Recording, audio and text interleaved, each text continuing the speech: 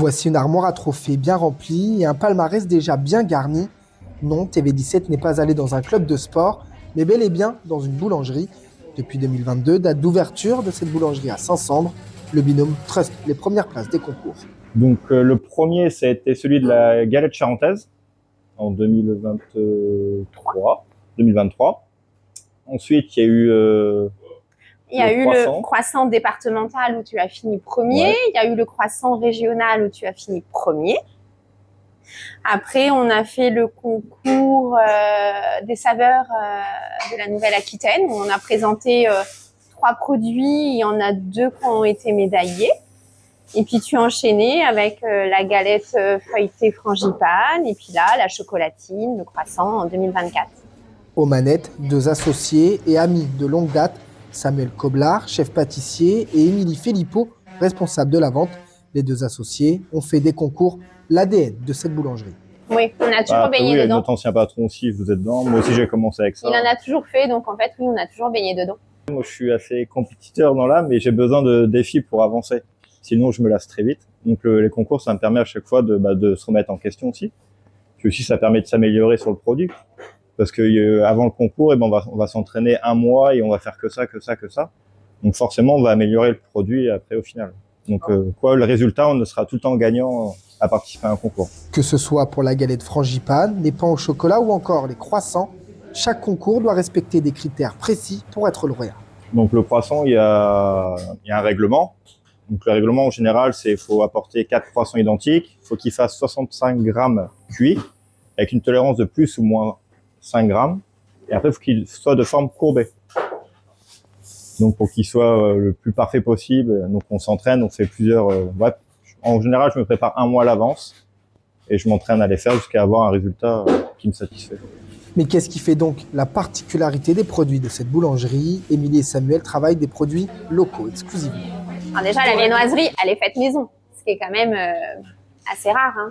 Toutes les boulangeries ne proposent pas de la viennoiserie faite maison. Pour la viennoiserie, ça va être le beurre qui va apporter du goût. Et après aussi, là, maintenant, on a tendance à mettre du miel qui va apporter un petit peu aussi de goût. Donc, chacun met son miel un peu de son producteur. Donc, ça peut faire des différences. Il y a la farine aussi.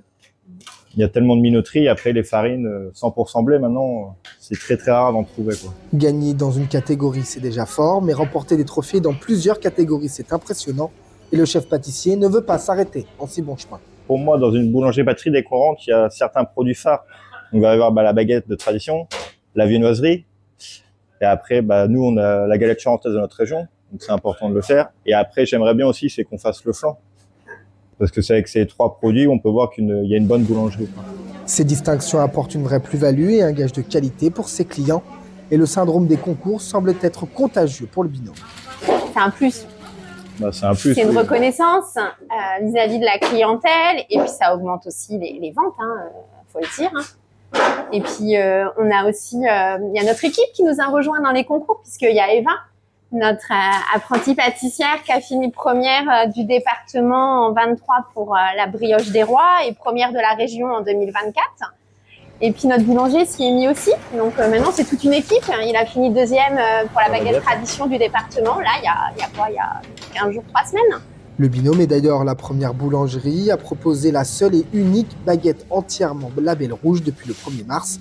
Contrôlée et notée chaque année, cette fameuse baguette doit recueillir au minimum 280 points sur 300 pour être validée et reconnue label rouge. Et si cette aventure a débuté en 2022, les 2 associés sont d'anciens collègues et amis de longue date, 14 ans d'amitié pour être précis.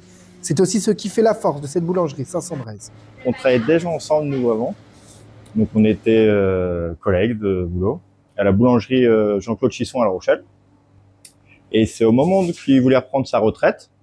Donc, on a eu l'idée avec Émilie déjà de vouloir reprendre l'affaire où on travaillait actuellement. Donc, ça n'a pas pu aboutir.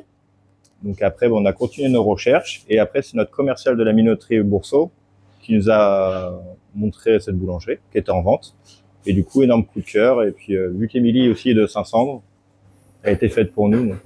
Donc on a foncé. Et le nom, le binôme, s'est donc imposé comme une évidence. Parce qu'on est deux collègues qui ont voulu monter une affaire. Est-ce que finalement, symboliquement, ça vous représente pas vous aussi? Bah si, je pense, carrément. Ça nous représente tous les deux.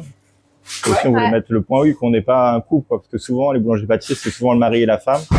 Donc au moins, le binôme, c'est clair, net, tout le monde... C'est voilà. 2 personnes, 2 associés. Prochaine étape pour Samuel Coblard, le Master de Paris lors du Salon du Chocolat du 2 au 4 mai prochain. Une chose est sûre, Émilie Philippot et Samuel Coblard forment un vrai binôme d'associés, un binôme en or.